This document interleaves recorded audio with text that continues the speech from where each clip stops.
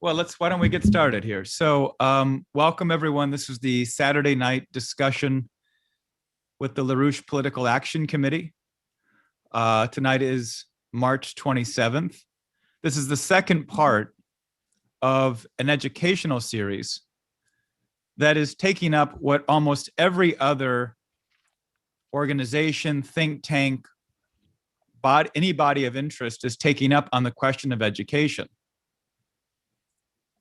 Which is the substance of what both education is meant to achieve and the kind of content by which you can achieve that within the course of a child's development. Because we are really at a certain breaking point in our country's history. So I'm Mike Stager. I'm kind of the moderator of these Saturday night discussions. Let me just touch on a few aspects of the kind of current political process, and then let me somewhat soon here, hand it over to Tony Pappert, who's been leading this discussion. We'll do so tonight, and we'll follow that up at least for next week as well. Now, part of the context for this discussion is nothing less than the utter demise of a sense of citizenry within our culture and within our educational process. Not only citizenry, we've actually lost a sense of what it means to be human. I speak from Oakland, California tonight, and I can tell you, having spent too much time in California these last 3 decades, that the process of destruction of California's education goes back a long time. And this has become the measure and metric of the destruction of the educational process throughout much of the country.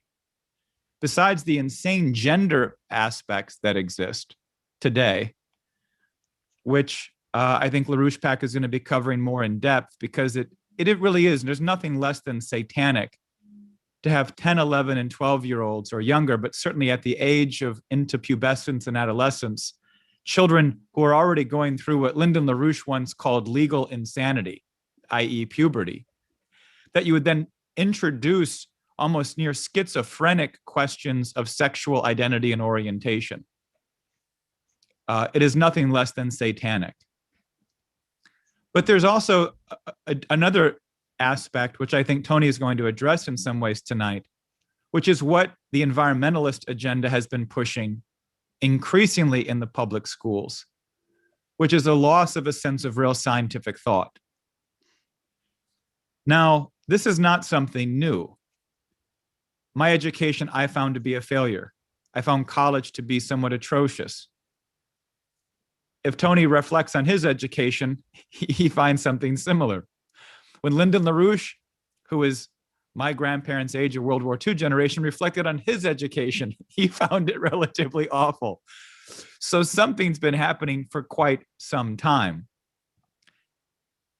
And as we all know, if we're going to create and restore our nation's dignity, to restore our constitutional system, to restore a sense of the true United States, you're going to have to provide a generation of leadership, not just immediately today, but within the coming 10, 15, 20 years, successively new generations with the capability to lead and lead in unprecedented challenges and face unprecedented challenges. But there is another factor, and that factor is what we confront immediately now with this Biden-Harris collective, what we referred to last week as Joe Quixote and Sancho Pothead. Where have these people come from? I mean, it's as if they go through a series of bludgeons, of sticks whacking them, whether it be from Putin or from China's trade delegation, or just even on the border crisis alone. Here's an administration that pledged that they would open the borders for all refugees. A crisis hits. They put a gag order on all federal employees at the border. No one can talk to the press. Joe Biden says Kamala's going to handle the border.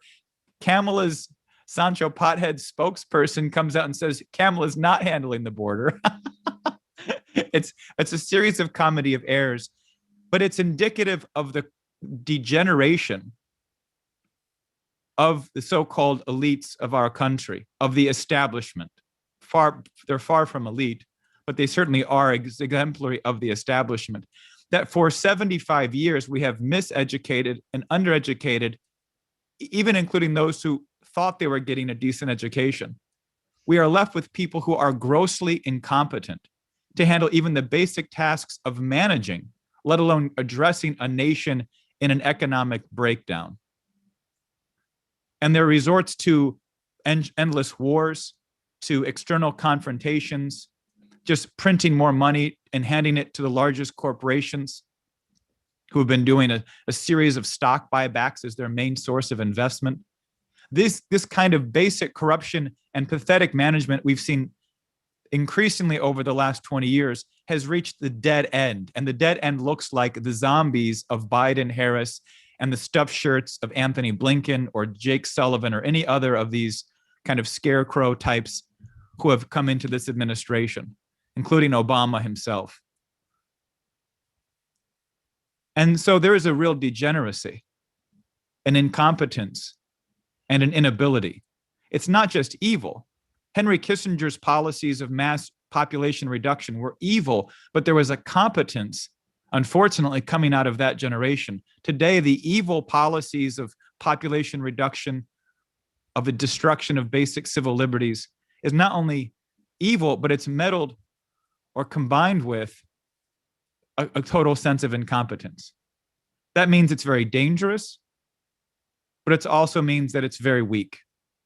And that if there is a combination of citizens, of a grouping of a growing numbers of what we find to be self-organizing groups of citizens ready to lead and ready to self-educate, to acknowledge they don't quite know how we're going to solve these problems. And so not only must we discuss the problems themselves, we must discuss a means of thinking, of questions of creativity, of looking at past unprecedented challenges and how a quality of thinking was used to address them. And that really is, I think, what we're presenting at LaRouche PAC, the nature of the discussion tonight and in this series.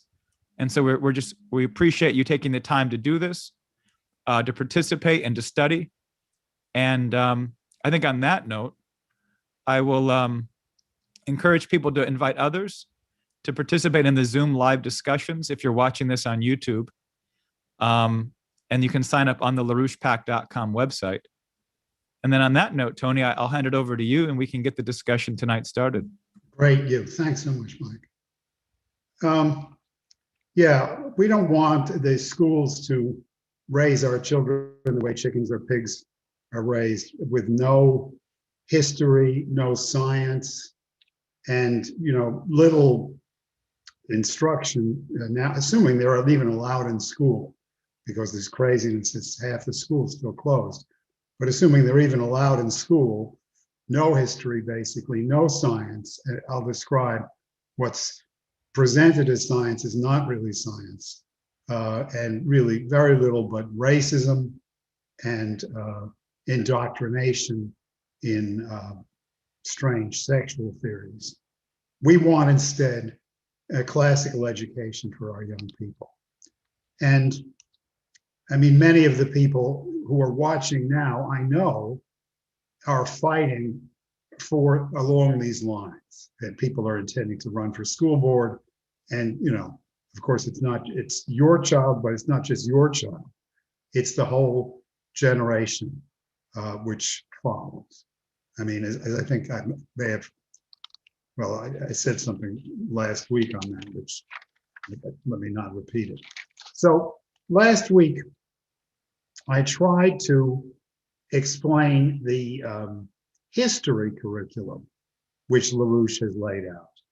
I mean, LaRouche has laid out a series of curriculum for students. And actually, we should, at some point, put up in the chat his two-part letter to Albert Shanker, then the head of the AFT and the UFT, the head of the Teachers Union nationally, on classical education for our students, which you can find on our website as well.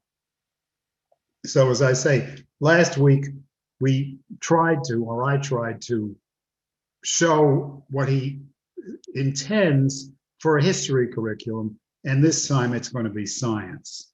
Now, which is another important part, obviously. Now, what is science? I mean, that's the big question. And the people teaching science in schools today really mostly no longer know. I mean, is science a bunch of formulas to memorize? Is science statistics, as in a statistics package you can buy for your computer and analyze results of experiments, let's say on a medicine, and present this statistical analysis as science? Is science statistics? What is it exactly? One definition which is seriously believed by many today, you can find it in dictionaries and stuff, is that science is a mathematical description of nature. This is completely insane because it disregards the reality of what's going on, only looks at the appearance and describes the appearance by a mathematical formula, which is meaningless and useless and misguided.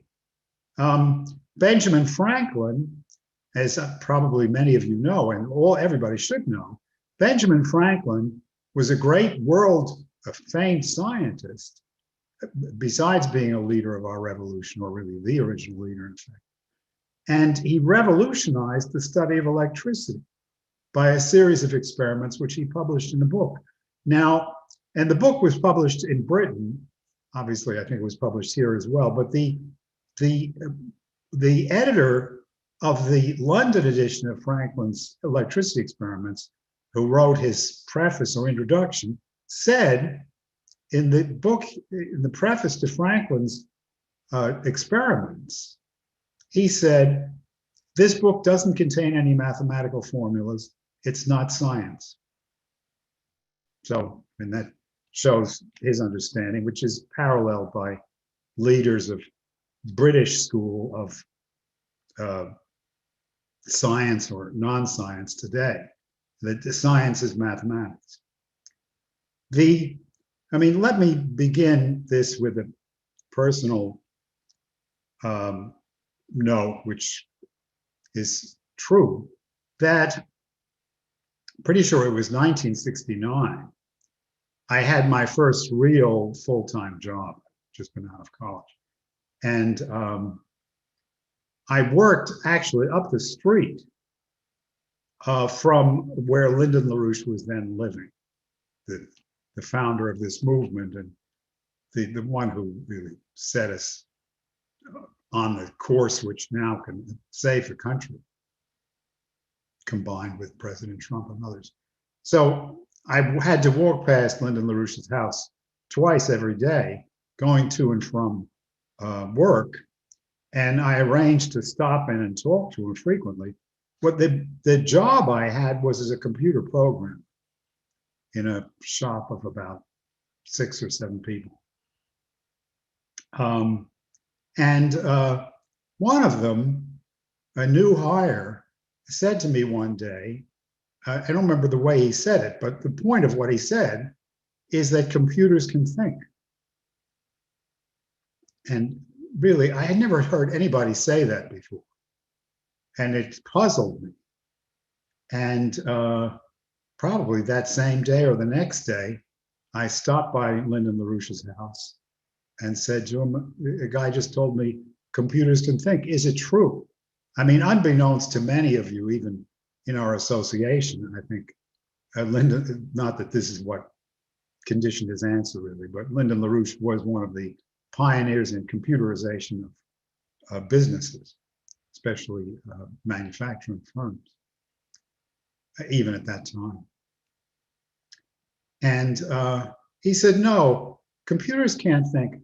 The only way they would possibly be able to think is if the computer knew the way it was designed, knew the way the previous generation of computers was designed, how the design was changed and improved, and knew the same thing going back all the way to the first computer.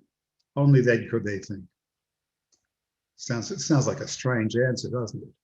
And I've never heard him say that since, but he said it to me then. But what it refers to is what I said in an article on the LaRouche PAC website without any explanation, that science and the history of science are just two names for the same thing. There's no scientist who's not simultaneously a historian of science, and there's no real historian of science who's not at the same time an actual scientist. They're exactly the same. Why? Well, because when you meet something new in nature, which current understanding can't comprehend, the only thing you can do is say, well, why did our current understanding go wrong? Where did we make a mistake? We thought we had evidence for what we now believe. But what was that evidence? Was there really something wrong with the evidence in the first place? How could we come to be so certain of what we think we know now?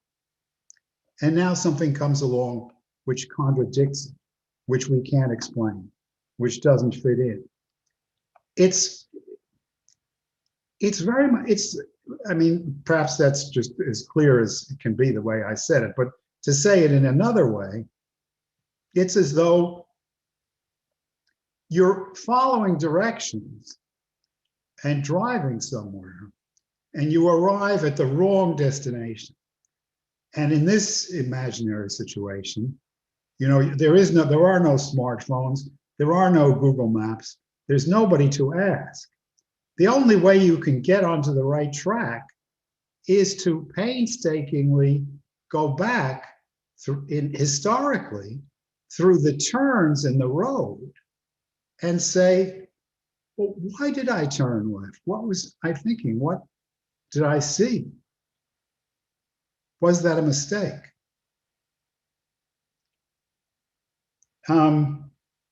This is what Max Planck was forced to do around 1900, a man I've mentioned previously, when I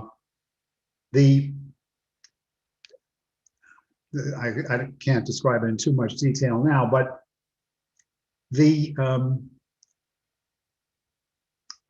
certain experimental results, which were extensively proven to be true and which were of worldwide significance, which was the wavelength of so-called black body radiation, or the distribution of wavelengths of black body radiation.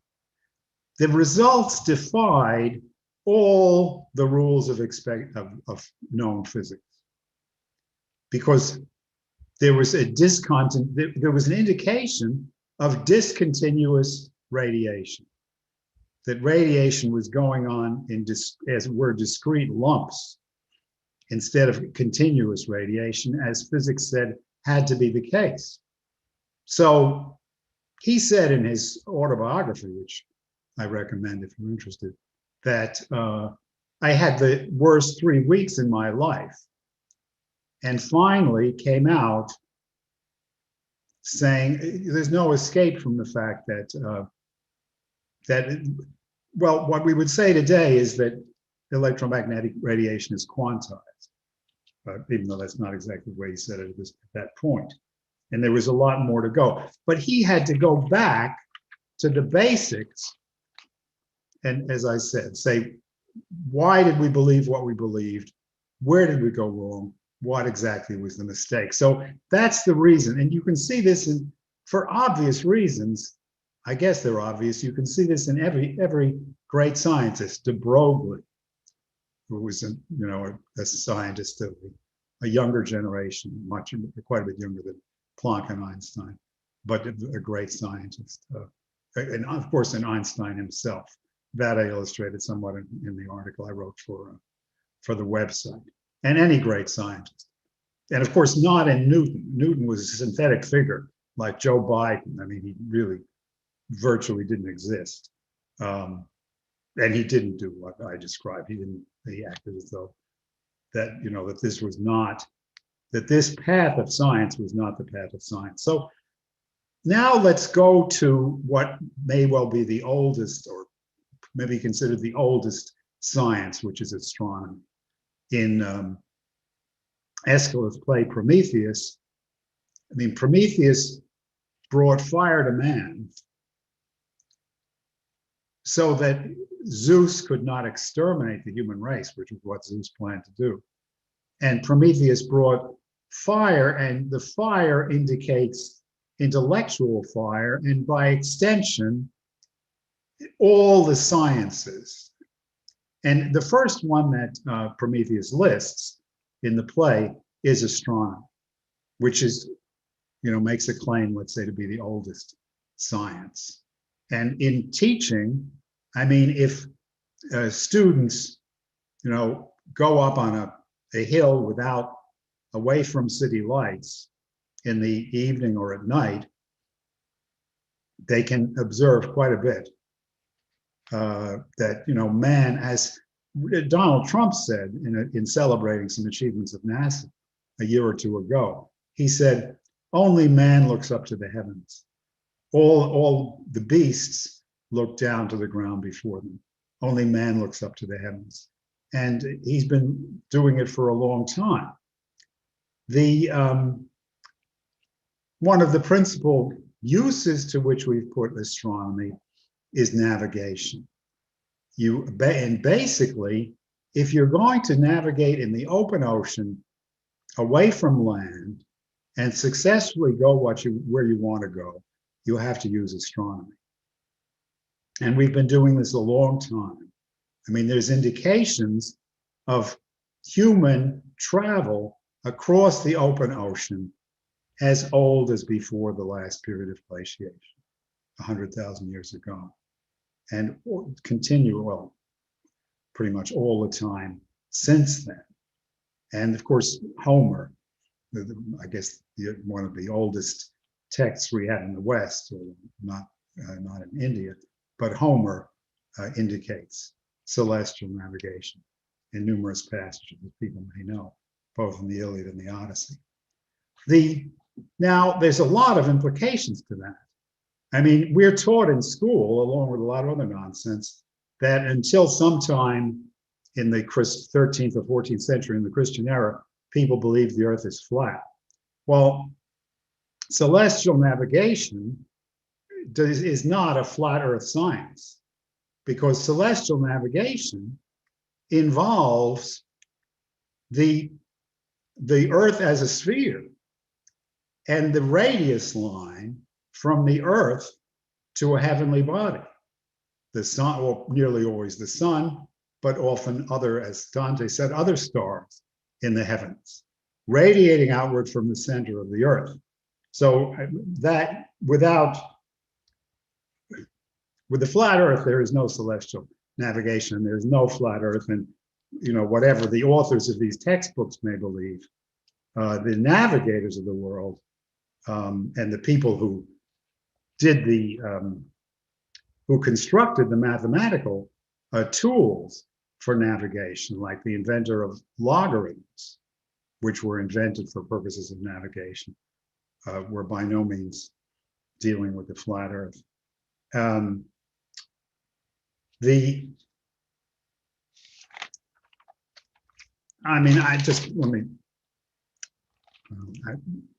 I was going to mention a side issue, but let me not do that for sake of time. Now, you're all familiar with the circles we draw on the earth. And Mike, that's the first slide.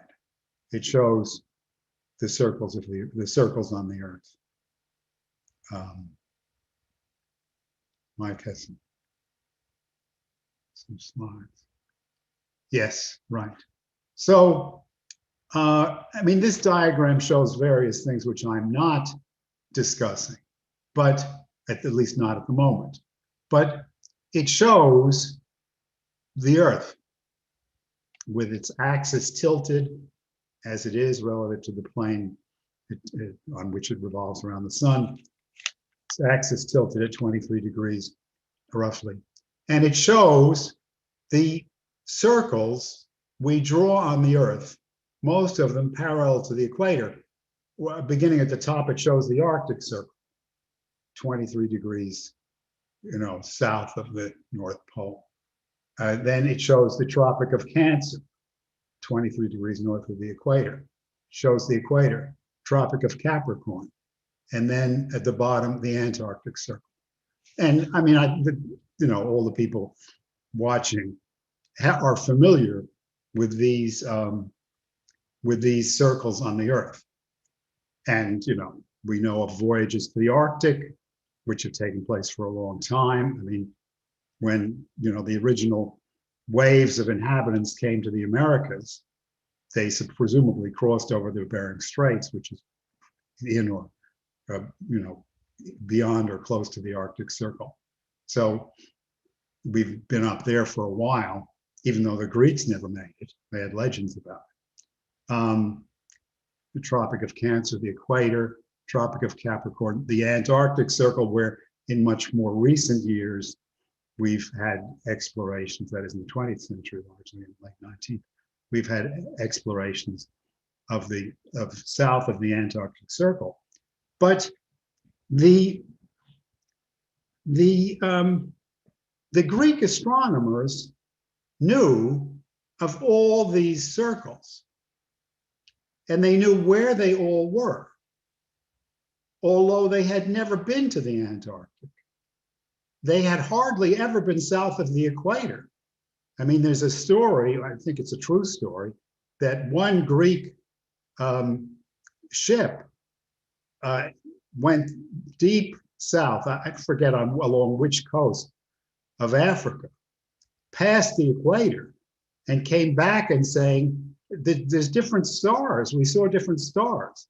And everybody thought they had just gone off and gotten drunk.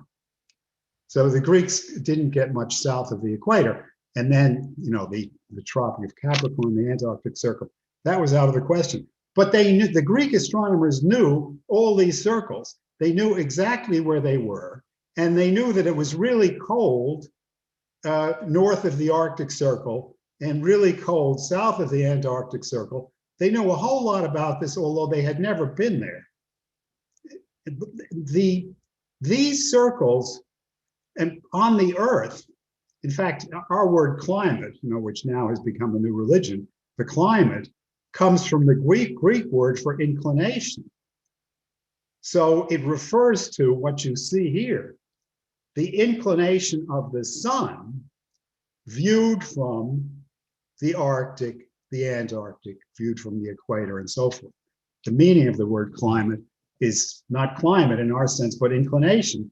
Because of this, and from inclination in Greek, it came to mean climate.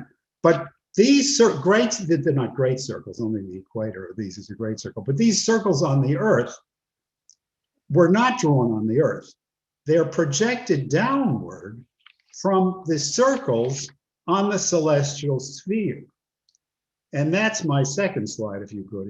It's a well-known painting of Vermeer, which is called The Astronomer. And what the astronomer is looking at and touching, although you might naively think it was the terrestrial globe, it's not. It's the celestial sphere. And so let me go on to the next picture, which is a better, closer picture of this is the celestial sphere. So what it is, it's the basis of astronomy, but it's not a thing, but an idea. And the idea is that all the heavenly bodies are effectively infinitely distant from Earth. I mean, nobody ever thought they really formed a sphere, or at least no serious Greek astronomer thought there was a sphere out there. But all the heavenly bodies are effectively infinitely distant. And for that reason, and we'll discuss that a little bit more, they can be viewed, as Cusa would say, as a sphere of infinite radius with the Earth in the center. Now, this doesn't mean the people who used the celestial sphere literally meant the Earth was in the center of the universe, because after Aristarchus, at least, the Greeks understood that that was not the case. Nevertheless, they used the celestial sphere. So the equator, again, is the projection downward of the celestial equator on the Earth. The Arctic Circle is the projection downward of the Arctic Circle from the celestial sphere. And so for every one of these circles, they were not discovered on Earth.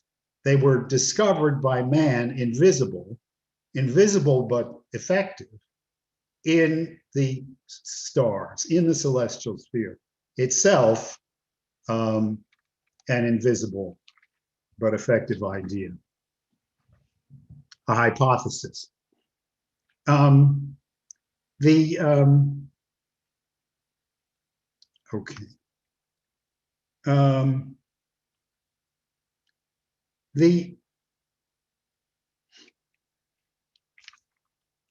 Excuse me.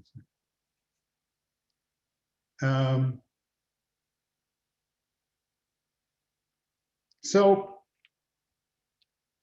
I mean, in using, this may come up more in questions. Hopefully, there's some clarity in what I'm saying. In using the celestial sphere, as I said, and I'll give a further example of that. The Greeks said that this is a sphere effectively of infinite radius, and that all parallel lines meet at the point of infinity, at the point at infinity. I mean, it was the invention of the projective geometry concept of the point at infinity, where all the parallel lines meet, so that each star for us effectively has a direction from the center of the Earth and no other dimension. So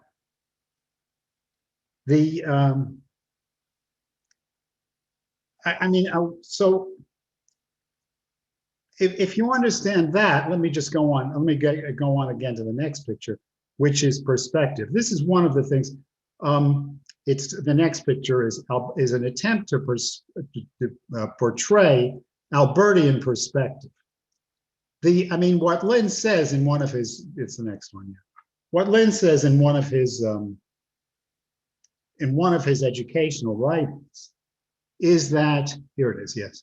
What he says in one of his educational, I'll describe what this shows. What he says in one of his educational writings is that there's no law that says that young children must paint shapeless blobs in school and bring the shapeless blobs home to their parents, and the parents talk about how creative the children are. That we can do something better than that. And we can teach, he says, we can teach them as a start, Albertian perspective. So this is a diagram actually by Alberti showing the way he constructed perspective. And what this is, let's say it's a view of a checkerboard or a chessboard. And we see the, 1, 2, 3, 4, 5, 6, 7, 8, 9 rows counting horizontally, and then how many rows counting vertically, we don't know. But let's say it's a chessboard or a checkerboard. And all every set of parallel lines meets at infinity at what we call a vanishing point. So here's at the top is the vanishing point for the parallel lines which are facing directly away from us, and at the then off to the left and not completely shown is the vanishing point of the parallel lines formed by the diagonals. So this is, I mean, Alberti actually shows you how to do this. And the fact is, our children can do it, and they can also, you know, frankly, learn to draw, beginning with, you know, regular geometric shapes, including important ones like the Platonic solids, and draw them in perspective. And actually, Alberti shows how to do that. But this is the beginning of drawing, and it's also the beginning of projective geometry, or the beginning of the first concepts of projective geometry. And then, you know, I think the way Lynn says it is, you know, when you get to the point of cross ratios and the construction of the conics by projective geometry, then you can proceed onwards toward Riemannian physics. That's toward approaching Riemannian physics. That's a topic we'll take up at a subsequent class. But what he's saying is that constructive geometry and subsuming projective geometry, as in the work of Jakob Steiner, can serve as the introduction into physics and ultimately into Riemannian physics. And that the approach of a pure algebra, which is what's used to the extent anything at all is done in our schools today, is not the optimal approach. So this goes into another topic, which we'll be taking up in subsequent talks.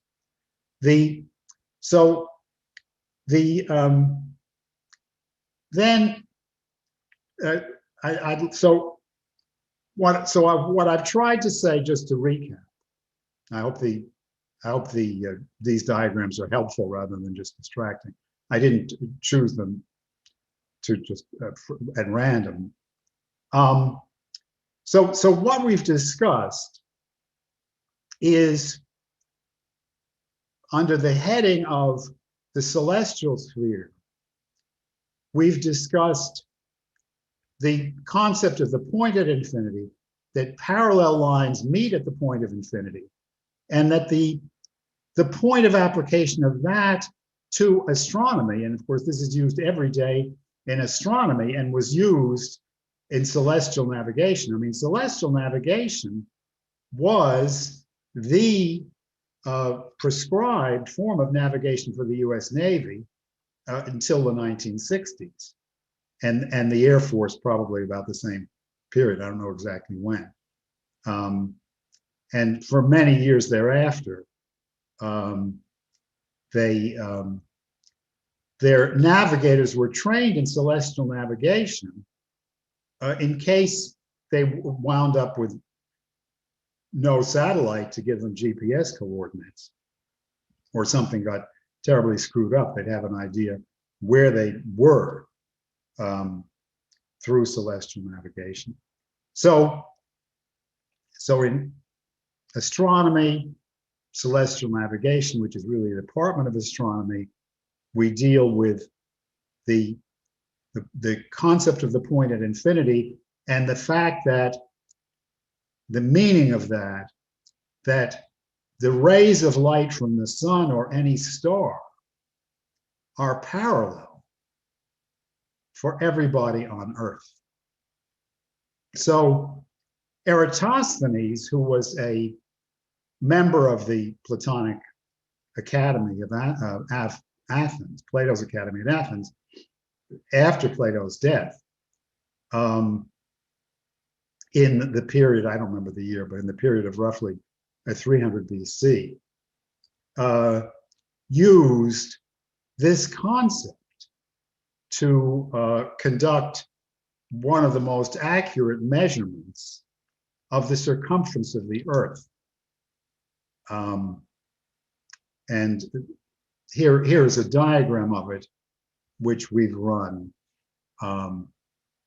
in publications. And hopefully it's clear, or it can be made clear. What Eratosthenes did was at noon on the summer solstice, and I mean that at noon on the summer solstice, he had two measurements taken at the same instant. And to make them, well, let me just start simple, and if more details are needed, I'll fill them in later. At noon on the summer solstice, which is, the sun is above the northernmost point of Earth, which it ever stands above, which is the Tropic of Cancer. So Syene, which is today called Aswan, is actually on the Tropic of Cancer. So he had a sighting of the sun at midday on the summer solstice from Aswan. And it was straight up 90 degrees. And the account which Lyndon LaRouche always used, Lyndon LaRouche made a lot of use of this discovery in his teachings. The account which he always used said that at noon at Syene or Aswan, Eratosthenes' buddy, whoever it was there, looked down a deep well. And down at the bottom of the deep well, he saw the sun shining straight back up at his face, meaning the sun was directly 90 degrees overhead at Aswan. At the same moment, and the same moment being noon, because noon is the same in both places because they're on the same meridian. At the same moment, Eratosthenes himself stood at Alexandria, which was effectively the cultural capital of the world, where he was at that moment, where he was the chief scientist. He was the librarian of the library of Alexandria. And he had an obelisk, i.e. a pointed object, which stood straight up 90 degrees from the ground. But where did the shadow fall? The shadow did not fall straight down onto the obelisk, as it did at Aswan or Syene. But the shadow fell 7.5 degrees north of the base of the obelisk. So the sun, which was directly overhead at Syene, was 7.5 degrees south of directly overhead at Alexandria. So if you take the geometry, which you should have learned at school, but like many probably didn't, and not through your own fault, you see that if the sun's rays are parallel, which is the place we started out, then we have a 7.5 degree angle here. And that means if you extend the two straight lines from the obelisk and the well to the center of the Earth, you have here a parallel line, here a parallel line, here a parallel line, which is the sun, which is the rays of the sun, here a parallel line, which is not fully drawn, but the parallel line is made by the obelisk. So you have the alternate angles, 7.5 degrees here. This angle must also be 7.5 degrees. In other words, if you extend the straight line from the well to the center of the Earth, well at Syene, and you extend the straight line from the obelisk at Alexandria to the center of the Earth, to the center of the Earth, they will make a 7.5-degree angle at the center of the Earth. Now, if the Earth is a sphere, as you know, we assume it is, it's not exactly, but they knew that too, but it's pretty close to a sphere. If the Earth is a sphere, then this angle, this distance from Aswan to Alexandria, the direct as the crow flies distance, will be to the whole circumference of the Earth as 7.5 is to 360. And the ratio of 7.5, or 7.2 rather, well, what is it, one or the other, I think it's really 7.2. The ratio of 7.2 to 360 is 50. So the whole circumference of the Earth is 50 times the difference from Syene to Alexandria. So, and he had paced out the distance from Syene to Alexandria, not in miles, but we show it here in miles. It was 490 miles, which gives a circumference of the Earth of 50 times 490, or 24,500 miles, which is about as extremely close. What our answer is today, I don't know, but it's better than good enough for government work.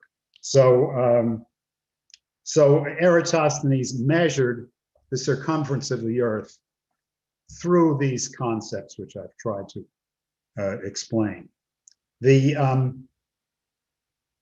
Now, I mean, I should contrast the Greek geometry with the Babylonian geometry, the Greek astronomy, excuse me, with the Babylonian astronomy or astrology. I mean, the Babylonians did a lot of stargazing, but their reason for it was astrology, to, you know, which of course, you know, exists in many societies, not only Babylonian, but their reason for it was astrology, that they wanted to know exactly when certain heavenly bodies would appear in certain places in the future, and when they appeared in the past, in order to predict the fates of men who were paying for these astrological predictions. Their way of doing it was to make mathematical series, number series, and they got very good at it. So they made number series to predict the positions of stars, and especially planets, which is the most difficult, at future times, and to say where they had been at past times. And the Greeks said to them, this is really written and recorded, I don't have it right here. The Greeks said to them, you know, but you're nuts. You're dealing with these things as if they were just spots, as if they were just nothing. There's a real universe. There's real things out there. There's real laws which govern what they do. And you're just treating them as appearances only. That's insane. But, you know, the Babylonians were insane. That's what they did. Kepler had the same fight in his life, because, I mean, as Einstein said in an excerpt, or yeah, as Einstein said in sort of gentle language in an excerpt I put on our website, Kepler had the same fight. People said, what are you talking about? These are just spots in the sky. There's nothing up there. You're crazy. There's no such thing. It's just appearances in the sky. It's not real. It's not anything. So that, but that Babylonian method of science is the best. It's the best of the best you get in school today. I mean, it's considered, you know, worth paying for if you get that. And it's completely insane. I mean, I had an algebra text that said, if a home is worth 400,000 in 2010 and 600,000 in 2020, how much is it worth in 2030? So this is called, you know, Chaldean numbers. or the Babylonian system of science and the Babylonian system of astronomy. And that you have to pay top dollar to get that, maybe go to a private school, and it's totally worthless. So, I mean, I want to allow an hour for discussion, so I'm nearing the end, and I think I'll just, well, I'll try to do two things. One is go back to the method of hypothesis, which I discussed in an article on the website in one way or another.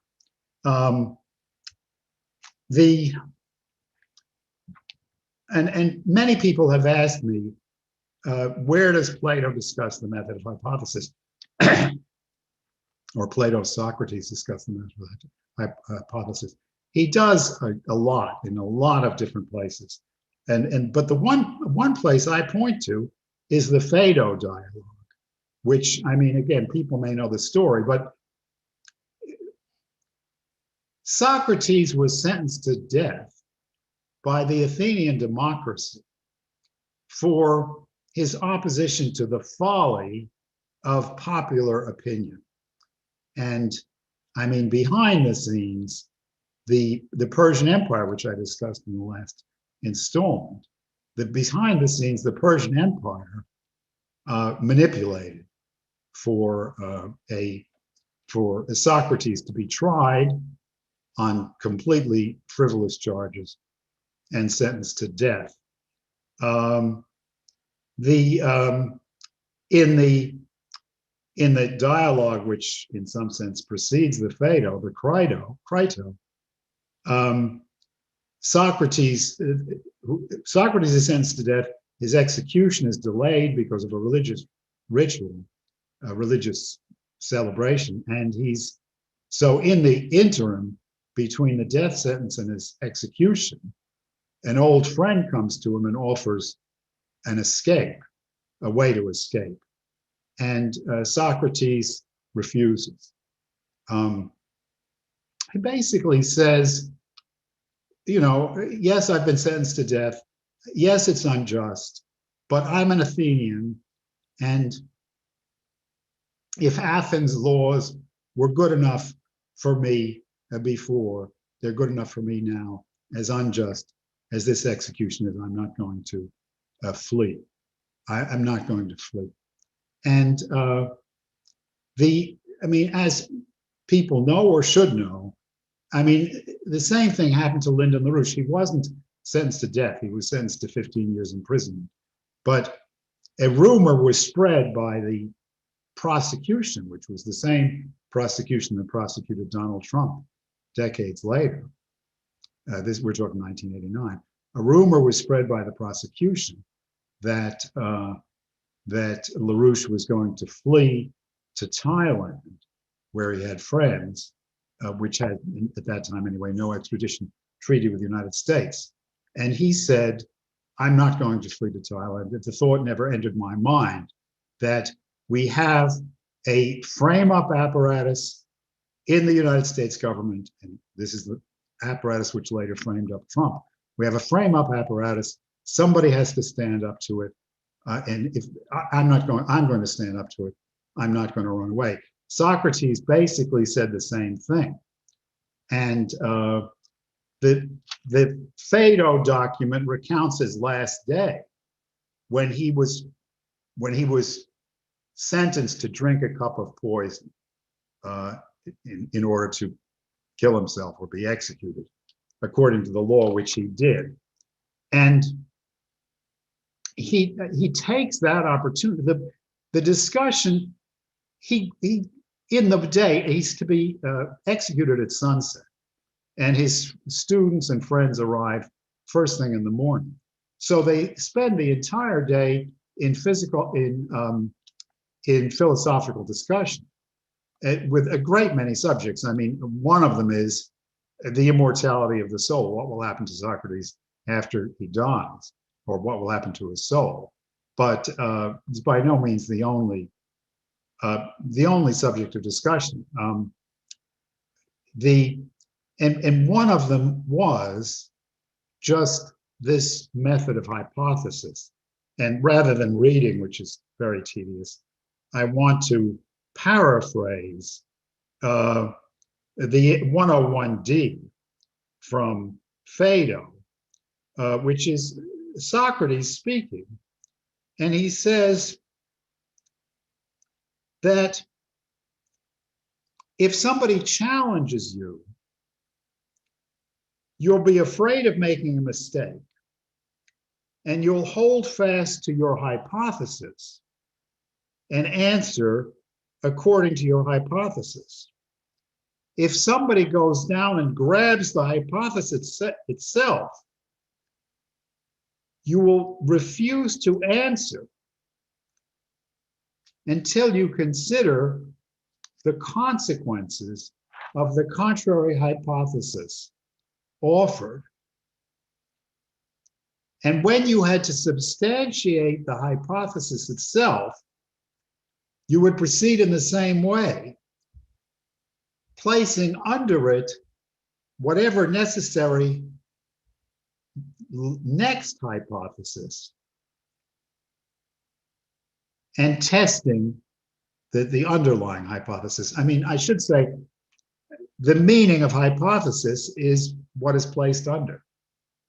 That's simply what it is. So the point is, what is placed under the phenomena, what is placed under the causes, what is placed under the appearances is the hypothesis, which really expresses as we understand it. So, I mean, you know, the dialogue ends with Socrates, in a familiar expression, drinking of the cup and dying within a short time.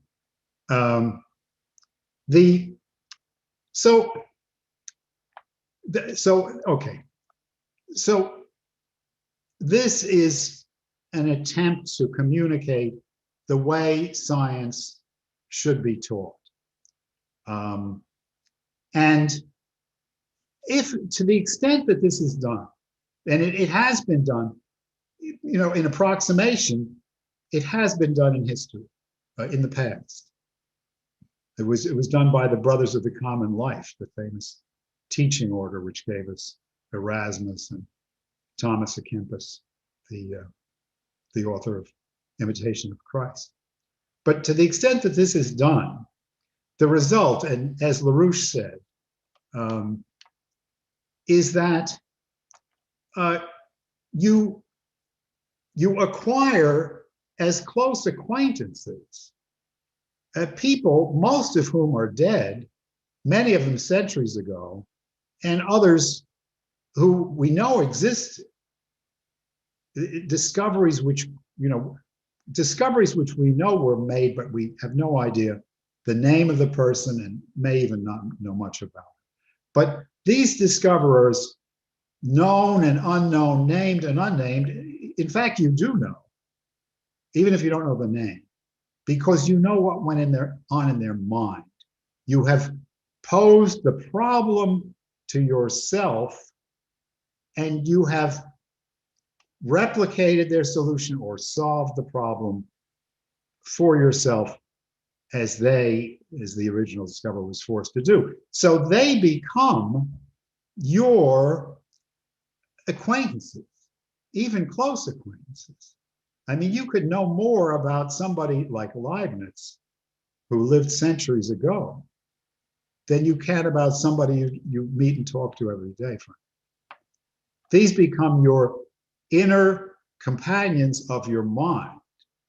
And this is what, here, the final slide is the School of Athens, which people, Raphael's a fresco of the School of Athens, which people are familiar with. Yeah. So this shows, gathered together in one place. It's just what I said. It shows gathered together as if in one place, in one time, the greatest Greek scientists from centuries of history.